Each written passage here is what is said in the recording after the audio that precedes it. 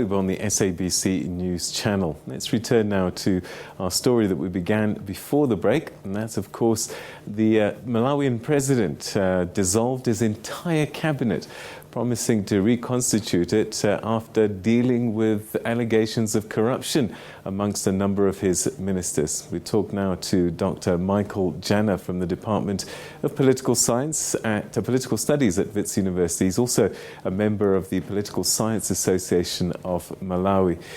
Dr. Jana, was this an extreme move? We hear that it's possibly 3 ministers that are accused of serious corruption, but dissolving the entire cabinet, is that not throwing out the child with the bathwater?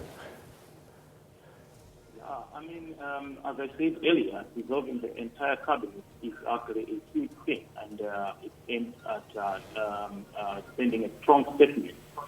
And as I said, there were so many issues with the cabinet, and one of the issues was corruption. And just to give a correction, the 2 ministers you referred to, Minister of Energy and Minister of Labour, were fired a while ago. This time around, the only minister who was highlighted was one Minister of Land, who has been linked to some corrupt practices with some business people. So given that we only know now one, apart from the 2 who were already fired, firing the whole cabinet actually signifies a deeper problem, and we are expecting that many people may have been implicated or their performance is not so good. So we can only wait maybe for the new cabinet. It depends on how many people will be retained. And if many people will not be retained, then that will signify that there are many people who are not performing well, or either they are corrupt, as it were. Could there be a lot more going than this? Because I remember when he took over, there were concerns about who he would include in his cabinet, and that there was this coalition that he keep sweet and keep together. Is this perhaps the fruits of those agreements and handshakes that were taken at the time? Yeah, when we talk about the size of the cabinet, which is another issue with this cabinet, I mean, it was a cabinet of about 31 people when initially they had promised 20 people. That sheer size of the cabinet signifies one of the difficulties of an alliance. Because it would seem that they want to satisfy different members from the 2 main political there are actually more than 2 political parties who came into an alliance. And you can actually see that many political parties are into politics, certainly to hold positions as it were, because one would wonder to say, even if there are 8 political parties, if you commit to 20 members of cabinet as per your manifesto and the promises, how is that not possible? The fact that it was bloated only shows that many people in the coalition want positions in government as a reward. So that is another issue, obviously, and it was so clear. And that is why now, under pressure, he has dissolved, and everybody is waiting with high expectations that maybe he is going to reduce the size of the cabinet.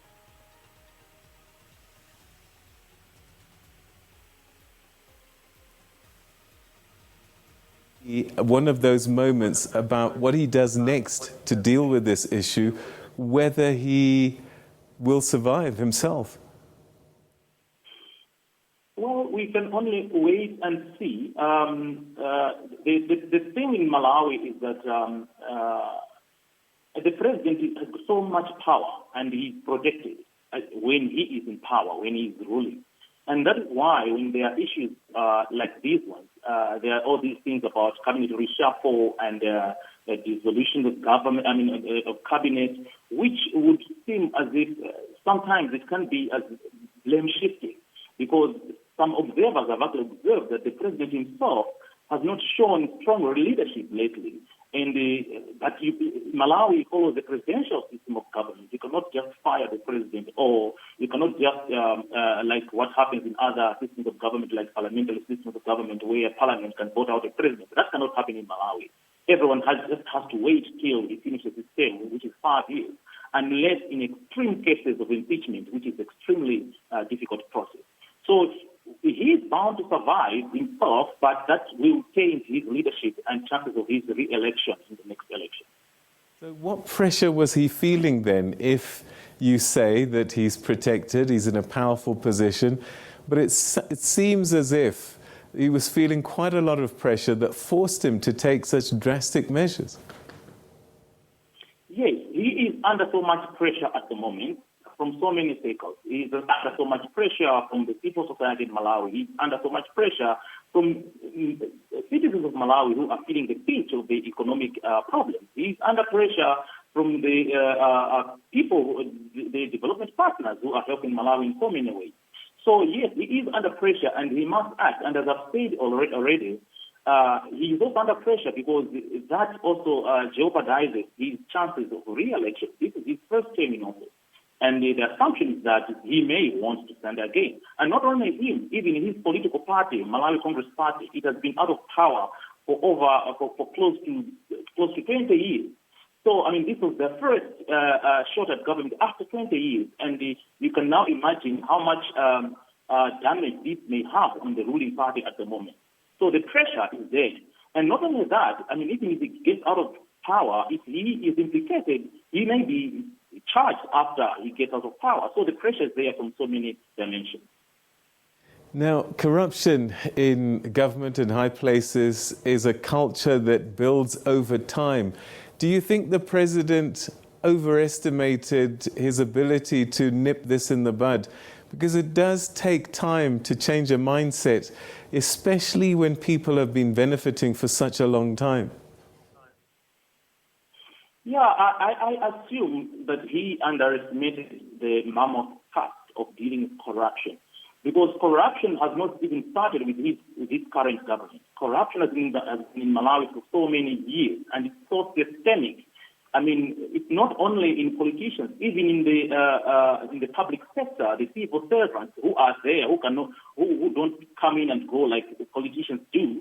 So it's embedded, it's deep-rooted. So my assumption is that he underestimated the mammoth task of dealing with corruption in Malawi, to the extent that when he got into power, he ended up making so many mistakes. And one of the recent mistakes was the so-called amnesty. You may have heard about it, the amnesty, where the Attorney General announced that those people who have maybe stolen government money are given 60 days to return the money, and there's an amnesty, they are not going to be arrested, something like that. And there was a public outcry to say, how then do you ensure accountability when you're giving amnesty to corrupt people? And not only that, I mean, legal experts have actually said that in Malawi there's no legal framework that supports an amnesty. So you can actually see that even the measures that are being proposed to deal with corruption, they are not working, and they're like amateurish, if I may say so. Not considering the legal framework. Of course, the president has actually just said that he doesn't support that move anymore. But I think he should just come out clear and take responsibility to say, initially that was my position, that given the mammoth task of dealing with corruption in Malawi and given the context, it's not business as usual. So what can he do? What do you think he will do? Because this does seem like a significant moment in his presidency. Yeah, I mean, that's a very big question, but there's so many things that he can do. I think the first thing at the moment is need to restore trust in the public institutions. And by restoring trust, I'll start with the office of the Anti-Corruption Bureau itself. The problem with Malawi is that the head of the Anti-Corruption Bureau, the head can be hired and fired by the president. So that gives the president so much power. And as a matter of fact, before he came into power, he promised that he's going to cut the powers of the presidency. And one of the issues was the very same issue of the president having powers to hire and fire the head of the Anti-Corruption Bureau. So to me, that's one of the biggest things where there's need to give more independence to this office of the Anti-Corruption Bureau. And you may have heard in the same 2 days ago, and when he was addressing the nation, that actually he was at loggerheads with the head of the Anti-Corruption Bureau, where there was a leaked audio of the head of the Anti-Corruption Bureau talking in private, and that audio was taped and was leaked to the public, where the head of the Anti-Corruption Bureau actually did not like the fact that she's not getting enough support from government.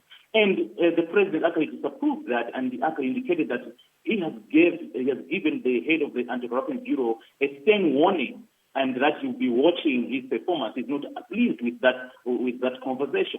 That only shows that the office of the Anti-Corruption Bureau is not independent. It's still under the ambit of the presidency. It's like the president is now the father of this office.